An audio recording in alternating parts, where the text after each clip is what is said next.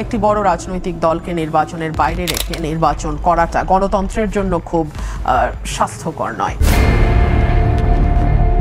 আমরা যে কাঠামোগত সংস্কারের স্বপ্ন দেখেছিলাম, আমাদের ইনস্টিটিউশনগুলোতে দুর্নীতি মুক্ত হবে সেই সংস্কারের স্বপ্ন দেখেছিলাম, স্বজনপ্রীতি মুক্ত হবে সেই সংস্কারের স্বপ্ন দেখেছিলাম, সেই স্বপ্ন এখনো পর্যন্ত অধরা রয়ে গেছে। আমরা প্রথম দিনে বলছি ডক্টর ইউনূস নির্বাচন দিবে না, দেওয়ার কোনো দায় দায়িত্ব তার নাই, সে নির্বাচন দিতে আসে নাই।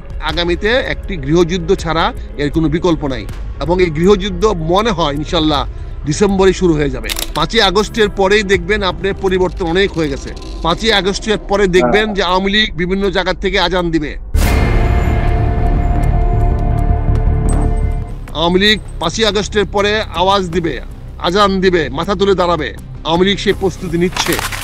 2025 সনের জুলাই মাসে এসে দেশে আবার হঠাৎ করে নতুন অস্থিরতা দেখা দিয়েছে। তো সেই দিক থেকে ডক্টর মোহাম্মদ ইউনূসের যে গত 10 মাসের যে শাসন ব্যবস্থা, সেই শাসন ব্যবস্থার 3টি দিক নিয়ে আলোচনা করা যেতে পারে। প্রথম হলো যে তাকে নিয়ে জনগণের যে আশা এবং আকাঙ্ক্ষা ছিল।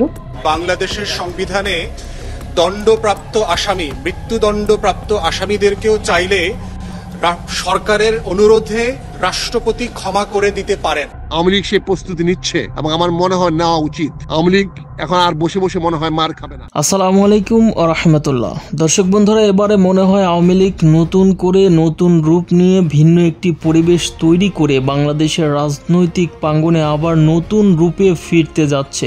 আপনারা ইতিমধ্যে শিরোনামে দেখলেন বিএনপির একটি গুরুত্বপূর্ণ উচ্চ পদস্থ একজন নেতা তিনি কিন্তু আওয়ামী লীগ ফেরার প্রত্যাবর্তনের কথা তিনি জানিয়েছেন এবং নতুন করে বাংলাদেশে একটি অস্থিতিশীল পরিবেশের ক্রিয়েট করার একটি দ্বার প্রান্তে কিন্তু তৈরি করে দিয়েছে এই অন্তর্বর্তীকালীন সরকার। বিশেষ করে আগামী নির্বাচনকে কেন্দ্র করে বাংলাদেশে একটি অস্থিতিশীল পরিবেশ তৈরি হতে পারে এমন একটি ইঙ্গিত দিয়েছেন বাংলাদেশের বিভিন্ন রাজনৈতিক বিশ্লেষকেরা। তো দর্শক বন্ধুরা, আপনারা ভিডিওর শিরোনাম দেখে বুঝতে পারছেন আজকের এই ভিডিওটি কতটা গুরুত্বপূর্ণ হতে যাচ্ছে। তাই আমি আর বেশি কথা বলে সময় নষ্ট করতে চাচ্ছি না। চলুন এখনই আমরা সম্পূর্ণ বিস্তারিত দেখার জন্য পাশে থাকা স্ক্রিনের পর্দায় চলে যাই। তবে তার আগে আপনাদেরকে ছোট্ট একটি রিকোয়েস্ট করে বলি, আপনি যদি এখনো পর্যন্ত আমাদের এই চ্যানেলটি সাবস্ক্রাইব না করে থাকেন তাহলে প্লিজ দয়া করে এখনই আমাদের এই চ্যানেলটি সাবস্ক্রাইব করে ভিডিওতে একটা লাইক দিয়ে এই গুরুত্বপূর্ণ নিউজটি মনোযোগ সহকারে সম্পূর্ণ বিস্তারিত দেখবেন।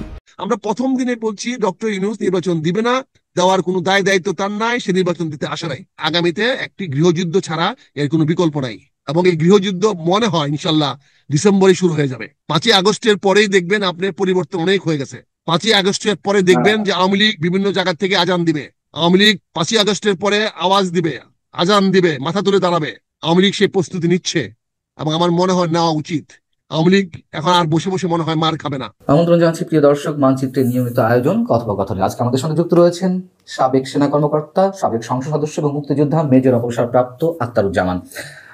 মেজর আখতারুজ্জামান, আপনার কাছে শুরুতেই যেটি জানতে চাই, বর্তমানে যে বাংলাদেশ, সেই বাংলাদেশের সুস্থির কোনো লক্ষ্যে যাওয়ার কোনো সম্ভাবনা দেখছেন কিনা? ধন্যবাদ। আসসালামু আলাইকুম আপনাকে এবং আপনার মাধ্যমে আপনার অগণিত দর্শক শ্রোতাদেরকে। দেশটা অনিশ্চয়তার দিকে যাচ্ছে, প্রচন্ড বেগে অনিশ্চয়তার দিকে ধাবিত হচ্ছে। আমরা আজকেও সকালবেলা দেখলাম যে ইলিয়াস সাহেব আসিফ নজরুলের অফিস ঘেরাও করার জন্য আহ্বান জানিয়েছেন।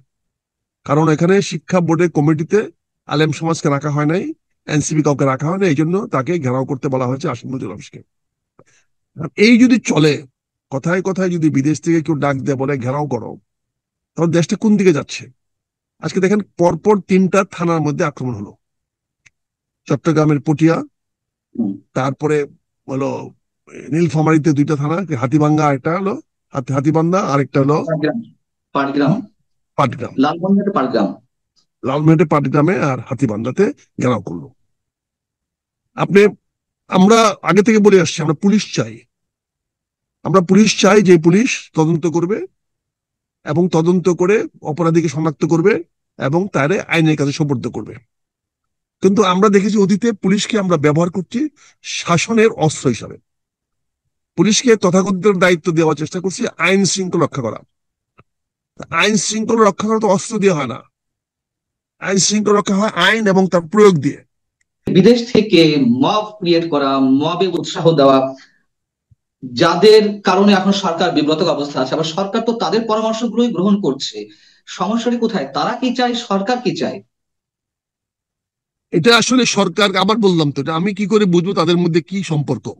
এই সরকার এবং বিদেশি আমার বন্ধুরা যারা কথা বলছেন তারা হলো একে অপরের সম্পূরক। তারা একজন আরেকজনের পিঠ চুলকাচ্ছেন। তারা সরকার যেটা করার দরকার সেটা তাদেরকে দিয়ে বলাচ্ছে, এবং তারা যেটা সহায় করাতে চায় সেটা তারা সরকারকে বলছে আমরা জনমত তৈরি করে দিচ্ছি, তোমরা সেটা করো। এই যে চলতেছে, এই চলার মধ্যে তো ব্যর্থতা হলো আমাদের রাজনীতিবিদদের। আমি যে কথাটা শেষ করতে পারি নাই, কারণ কথাটা অসম্ভব থাকলে কথাটা ভুল হবে। পুলিশ সুশীল সমাজের একটা অত্যাবশ্যকীয় উপাদান। একটা পুলিশ ছাড়া একটি রাষ্ট্র, একটা সুরাষ্ট্র কল্পনা করা যায় না, এটা সম্ভব না। পুলিশ থাকতে হবে।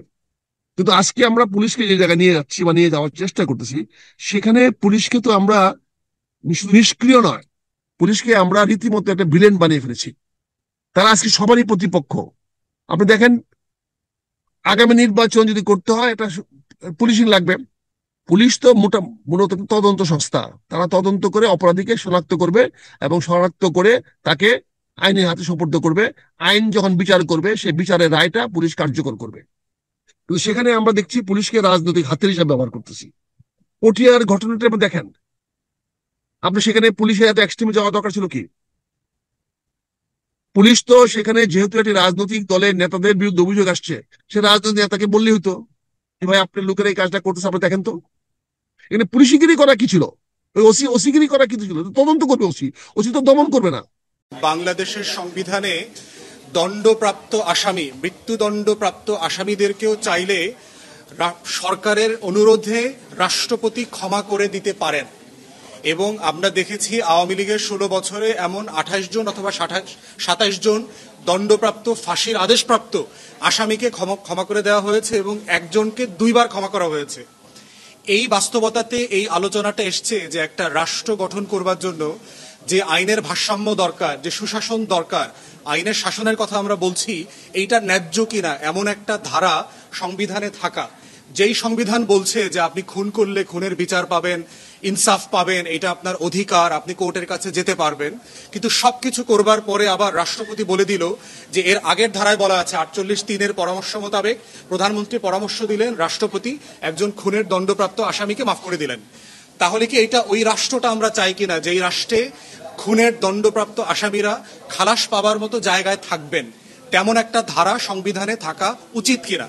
এইটা হচ্ছে 49-এর এসেন্স অনুচ্ছেদের।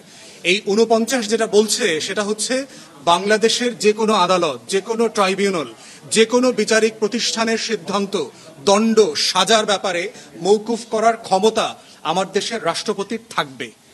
এখন এই আলোচনাতেই অনেকে বোধ করছেন যে এইটা মোটামুটি থাকা উচিত, কিন্তু এই থাকা উচিতের ব্যাপারে আমাদের তরফ থেকে 2টা ডিফারেন্ট প্রস্তাবনা আছে। ব্যক্তির সাথে ব্যক্তির যে শাস্তি অথবা খুন খারাপির মামলা, যে আমি কাউকে খুন করলাম, এখন সেই ব্যক্তিকে আমাকে মাফ করে দেবার অধিকারটা তৃতীয় একজন ব্যক্তি, যাকে আমি রাষ্ট্রপতি বলছি, তার থাকা উচিত কিনা? কারণ সে তো ক্ষতিগ্রস্ত হয় নাই, তার ছেলের জীবন তো চলে যায় নাই। তাহলে একই প্রসঙ্গে আসছে এইটা থাকবার মধ্য দিয়ে 24-এর গণ অভ্যুত্থানে যারা কমান্ড স্ট্রাকচারে ছিলেন, যে সকল আর্ম ফোর্সেসের অফিসাররা, র্যাবের, পুলিশের অফিসাররা, তারাও কি শাস্তিপ্রাপ্ত হবার পরে আগামী 2 বছর পরে 1400 শহীদের রক্ত পেরিয়ে এসে আবার খুনির মায়ের লাশের সাথে গিয়ে একসাথে দেখা করবেন, একসাথে বসবেন, কথা বলবেন? এই আশঙ্কাটাও কিন্তু এখন এসছে। তাহলে এইটার সেফগার্ডটা কোথায়? এই সেফগার্ডের জায়গা থেকে আমরা 2টা জিনিস আগেই প্রস্তাব করেছি, আজকেও আমরা কমিশনের মিটিংয়ে সেটা বলেছি। প্রথম যেটা বলেছি যে ব্যক্তির সাথে ব্যক্তির ফৌজদারি অপরাধের যে হিসাব নিকাশ, সেইটা মাফ করবার কোনো এখতিয়ার রাষ্ট্রের থাকা উচিত না। 90-এর দশকে যখন ডিএনএ স্যাম্পল আবিষ্কার হয়ে গেছে, তখন দেখা গেছে যে ওই মানুষটা ওইখানে ওই দিন ছিলেন না, তার ডিএনএ স্যাম্পল পাওয়া যায় নাই। তখন ইংল্যান্ডের রাষ্ট্রের কাছে প্রশ্ন এসছে যে আমরা এই বিচারিক অবিচারটা কিভাবে ডিল করব। সেখানে তারা যেটা করেছেন, ক্রিমিনাল কেসেস রিভিউ কমিশন একটা আলাদা বডি করে দিয়েছে এই বিচারিক অবিচারটা ডিল করবার জন্য। ঠিক আমরাও আজকে প্রস্তাব করেছি যে আমাদের এই যে 1,32,000 মিথ্যা রাজনৈতিক মামলায় 60 লক্ষ আসামি হয়েছে, তাদের বিষয়টা আপনি কিভাবে রিজলভ করবেন? তারা যে একটা মিথ্যা মামলা শিকার হয়ে গত 15 বছর 16 বছর ধরে ঘরছাড়া, এইটাকে রিজলভ করতে হবে একটা কমিশনের মাধ্যমে বিচারিক বিষয়টাকে ডিল করবার জন্য। নির্বাহী বিভাগ এইটা সমস্যা সমাধান করা উচিত না, তাহলে বেইনসাফি হওয়ার সম্ভাবনা থাকবে। 2025 সনের জুলাই মাসে এসে দেশে আবার হঠাৎ করে নতুন অস্থিরতা দেখা দিয়েছে। সাধারণত আমাদের দেশে যা হয় সেটি হলো কোনো একটা সরকারের যে উন্নয়ন সেটার একটা ক্রম উন্নতি থাকে অথবা অবনতি থাকে।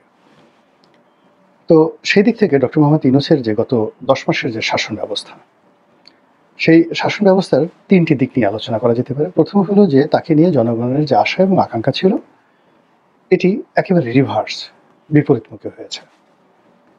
আমরা ধারণা করেছিলাম যে তিনি একজন আন্তর্জাতিক ব্যক্তিত্ব, বিশ্ববরেণ্য ব্যক্তিত্ব, সম্মানিত ব্যক্তিত্ব। দেশ বিদেশে তার অনেক সুনাম সুখ্যাতি এবং তার অসংখ্য বন্ধু রয়েছে। তো তাদের সহযোগিতায় তিনি বাংলাদেশের একটা ব্যাপক পরিবর্তন ঘটাবেন অর্থনৈতিক ক্ষেত্রে, প্রশাসনের ক্ষেত্রে, ন্যায়পরায়ণতার ক্ষেত্রে, সততার ক্ষেত্রে, সব মিলিয়ে এক অনন্য শাসন ব্যবস্থা তিনি উপহার দিবেন।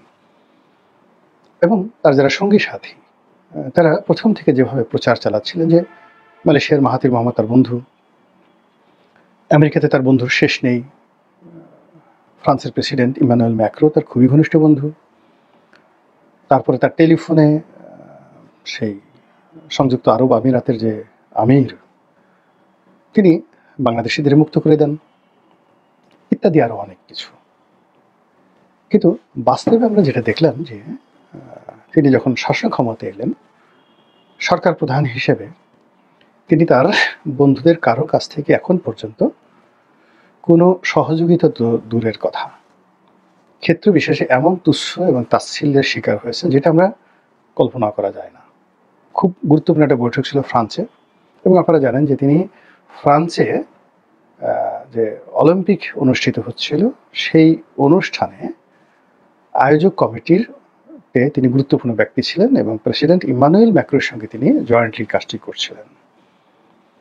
এবং সেই ফ্রান্স থেকে এসে তিনি রাষ্ট্র ক্ষমতায় বসলেন। তো সেই ফ্রান্সে যখন বাংলাদেশে একটা অনুষ্ঠান যোগ দেওয়ার কথা হলো এবং সেখানে সরকার প্রধানরা যাবেন, ডক্টর ইউনূসও যাবেন, আর তার বন্ধু ইমানুয়েল ম্যাক্রোর সঙ্গে তার দেখা হবে, কিন্তু তিনি অনেক চেষ্টা করে ইমানুয়েল ম্যাক্রোর সঙ্গে দেখা করতে পারলেন না, ফলে তিনি অভিমান করে গেলেনই না। ইংল্যান্ডে গিয়ে তিনি ব্রিটিশ প্রধানমন্ত্রীর সঙ্গে দেখা করতে পারলেন না, দেখা হলো না। এটি নিয়ে খুবই একটা বিব্রতকর অবস্থা তৈরি হয়ে গেল। তারপরে আরো অনেক কিছু। দর্শক বন্ধুরা, আপনাদেরকে অসংখ্য ধন্যবাদ এতক্ষণ পর্যন্ত এই গুরুত্বপূর্ণ নিউজটি দেখার জন্য। পরিশেষে এই ভিডিও সম্পর্কে আপনার কোনো মতামত থাকলে অবশ্যই ভিডিওর কমেন্ট বক্সে আপনার গুরুত্বপূর্ণ মতামত জানাবেন।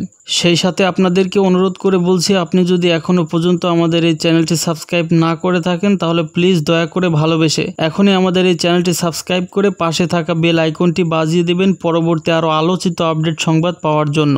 সর্বদা আপনার এবং আপনার পরিবারের সুস্বাস্থ্য কামনা করে আজকের মতো এখানেই বিদায় নিচ্ছি। সবাই ভালো থাকবেন, সুস্থ থাকবেন। আল্লাহ হাফেজ।